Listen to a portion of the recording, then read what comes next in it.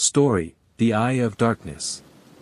In a small village nestled among the hills and dense forests, there is a story that everyone knows, but no one wants to talk about. It is a story about an old house, located on the outskirts of the village, a place that no one dares to go near. The house has a strange secret, and one of the most mysterious things is the antique mirror in the living room. The story begins on a rainy night, when Hong, a young man from the city, returns to his hometown and hears stories about this house from the villagers. Everyone warns him not to go near the house, but Hong is curious and does not believe in mysterious stories. He decides to go into the house to find out the truth. This house has been abandoned for a long time, with broken windows and sagging doors. When Hong approaches, he feels a cold air enveloping the house. The main door had been neglected for a long time, but it was still there enough for him to push it open. Inside, the house was quiet as if it was waiting for someone. As he entered, the only light in the house came from the rain that seeped through the cracks in the door. Hong entered the living room, where a large mirror hung on the wall. The mirror had an intricately carved wooden frame, but upon closer inspection, he realized that the patterns on it seemed to have been worn away over the years. The strangest thing was that the mirror did not reflect anything in the room, only a deep black color, as if it were not a real mirror. Hong stepped closer, feeling a strange urge. He reached out to touch the glass of the mirror, and suddenly, a chill ran through his body. Strange images began to appear in the mirror, not normal reflections, but blurry scenes from the past.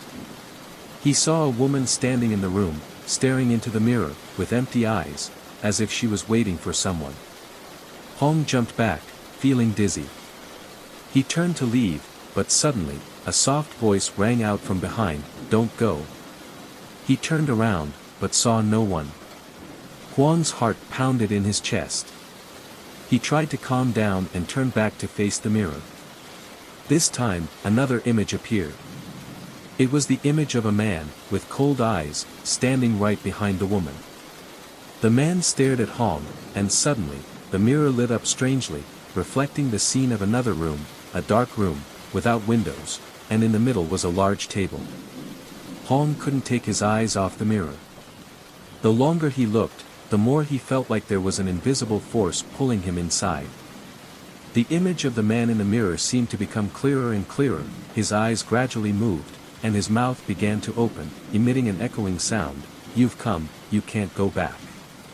A cold and uneasy feeling enveloped Hong. He tried to step back out of the room, but his feet seemed to be glued to the floor. Every step he took was like a fight with an invisible force.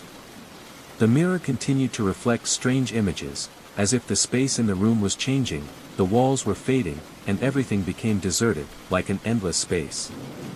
When Hong tried to turn back, he realized that he was no longer in the old room. He stood in a dark space, with faint shadows and whispers from faraway places.